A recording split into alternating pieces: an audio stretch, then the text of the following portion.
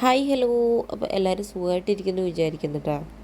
അപ്പോൾ ഇന്നത്തെ എൻ്റെ video periods day and my ലൈഫാണ് കേട്ടോ. ഇന്ന് രാവിലെ എണീക്കുമ്പോൾ എനിക്ക് ഭയങ്കര സന്തോഷമായിരുന്നു, കാരണം അവൻ വന്നില്ല. അവൻ ഉദ്ദേശിച്ച പീരീഡ്സ് പേരാണ് കേട്ടോ. ഇന്നൊരു ഫുൾ ഡേ നല്ല ദിവസമായിരിക്കും എന്ന് ഞാൻ വിചാരിക്കുന്നു. നോക്കാം.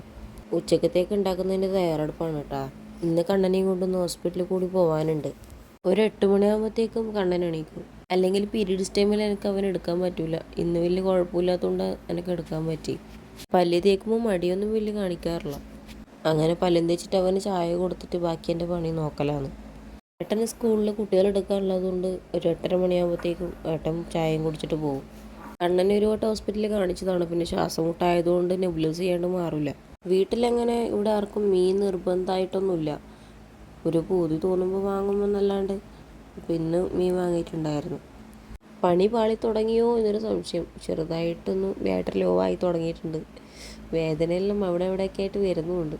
പെയിൻ കൂടുന്നതിന് മുന്നേ വേഗം ഒന്ന് വറുത്തിട്ട് കിടക്കണം എന്നാണ്. അവിടം വരെ എത്തുമെന്ന് അറിയില്ല.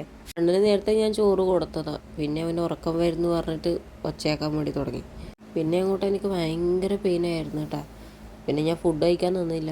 അപ്പോൾ അവിടെ പോയി കിടന്നു.